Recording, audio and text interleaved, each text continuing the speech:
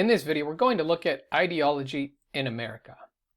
When we think of terms like left and right or liberal and conservatism, the way they're used in America is typically different than they are in Canada or Europe or the rest of the world. And there's been a lot of change in America and how we think about and how we understand those different political ideas. For the first 150 years or so of the American Republic, there were different axes of conflict between different factions. For example, in the early years, there was a big conflict between centralization of power within the national government and diffusion of power in the states, the sort of centralization and decentralization. There was also intense conflict. Probably the most defining axis of conflict was abolitionists versus the pro-slavery factions in the Union. And then, of course, there was a general conflict between a vision of a more participatory democracy where everyone should be able to vote, and then a more restrictive franchise called Republican democracy where there were fewer people that were allowed to exercise the franchise. So that's how things looked for a long time. And we'll start to see some familiar terms by about the 1920s. After the Russian Revolution in 1919, after the First World War, we really start to see a revolutionary sentiment in the United States.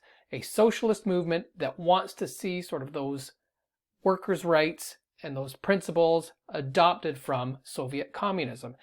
These infiltrate the labor movement, and of course they kind of get tied in with the women's suffrage movement as well. So it's a very revolutionary set of ideas on the left that really sound like socialism. The right becomes very counter-revolutionary around this time. So what we would call conservatives wanted a return to normalcy after the war, and they were very much counter-revolutionary in that they were opposed to anything they saw as socialism, whether that be advocating for workers' rights or labor unions or sort of the more militant labor activists. It's also a very aristocratic conservatism, where they were sort of a wealthy elite that was really holding back the tide from these mass sort of sentiments of mob rule. By the 1930s, we start to see some more familiar terms. So if we've got the sort of communist and socialist ideas on the left, got sort of a more aristocratic, monopolistic idea of conservatism on the right, Franklin Delano Roosevelt, in his 1932 campaign, characterizes his political program as a liberal one. And so this is really how the first time we might recognize the idea of a liberalism to define a political program. The term liberalism has been used throughout America in terms of things like liberal arts education, liberal democracy. Thomas Dewey and other thinkers talked about liberalism. But here we have liberalism defining a specific set of ideas.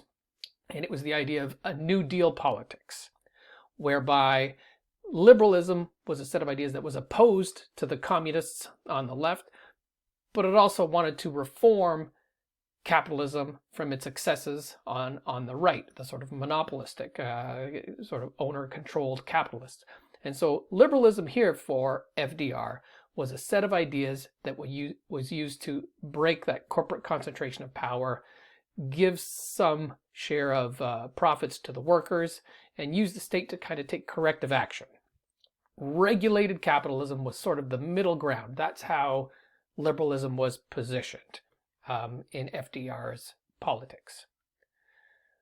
By the 1950s, we sort of see the similar theme. We've got the socialists on the left, the liberals in the center, and FDR trying to use liberalism to forestall the growth of communism, but also opposing the reactionary sentiments on the right, like the segregationists, anti-Semitic tendencies, the full-out fascists that thought the Americans should have aligned with Hitler in the war. And it was, again, very much reactionary on the right. Everything that was to their left was considered communist. Liberal was just another name for communism. So on the right, that's very much how they saw liberalism. Liberalism was just a gateway drug that meant full-on authoritarian communism. Into that vacuum, in 1955 comes William F. Buckley. And what he wanted to do was sort of define the boundaries of conservatism. He wanted to determine what conservative meant in a departure from what he saw as the more radical lunatics on the extreme right that were dominating political thought on the right. He founded a magazine called the National Review, and it was going to be the forum for doing just that, for defining what he saw as the important conservative principles and the ideas that should define a conservative political movement. He wanted to fuse social conservative ideas with more libertarian economic ones. And so that was his idea of opposing liberalism. So now we're starting to see a more familiar axis of conflict here. We've got a liberalism, a set of ideas that wants the state to intervene in the markets, to sort of use progressive taxation to try and help people. And then you've got a more traditional conservatism that wants people to be a little more self-reliant and independent from the government, and also wants to oppose radical social change like integration. Now, there has been some evolution since then. For example, in the 1960s, race was very central to American politics, segregation and integration. By the 1980s, Ronald Reagan's vision of conservatism was really sort of tinged with kind of libertarian thought, but he was also able to attract support from a lot of centrist Democrats. And then similarly in the 1990s, Bill Clinton expanded his version of liberalism to include some of those libertarian ideas and more free market ideas. So we really start to see a competition for the center as we get into the 90s and into the 2000s, where the largest factions, the largest ideological factions are competing for the center, with the sort of far left and the far right relegated to the extremes. Today things look a little more different. Today the loudest voices and the sort of ones that really define their political ideas tend to come from the extremes. So for example, on the left, people like Bernie Sanders and Alexandria Ocasio-Cortez identify themselves as social democrats or democratic socialists, and they are very vocal in trying to define their version of liberalism. And again, it's very much one that's rooted in social democracy and principles of socialism, whereas the loudest voices on the right would be best characterized as national conservatism. It's sort of taking conservative traditional social ideas but also infusing them with a reactionary nationalism. And today, this sort of ideological conflict is very directional. So for example, the Democratic Socialists, the people like Bernie and AOC, they of course don't like the nationalist conservatives. They don't have any love for them, but they really hate the sort of centrist liberals. The people in the Democratic leadership, so the Chuck Schumers, the Hakeem Jeffries, the people that are actually in charge of the party. You could also include abundance liberal thinkers like Derek Thompson and Matty Iglesias and Ezra Klein in that as well. So yeah, they don't like the right, but they really hate the center because they see the sort of liberalism in the center as forestalling change. They're blocking the change that they want to see in the political system. Now, for the National Conservatives, basically anything to their left is evil. It's the left, it's communism. Anything, even people like David Frum and the Never Trump Conservatives, they don't count. They're the enemy.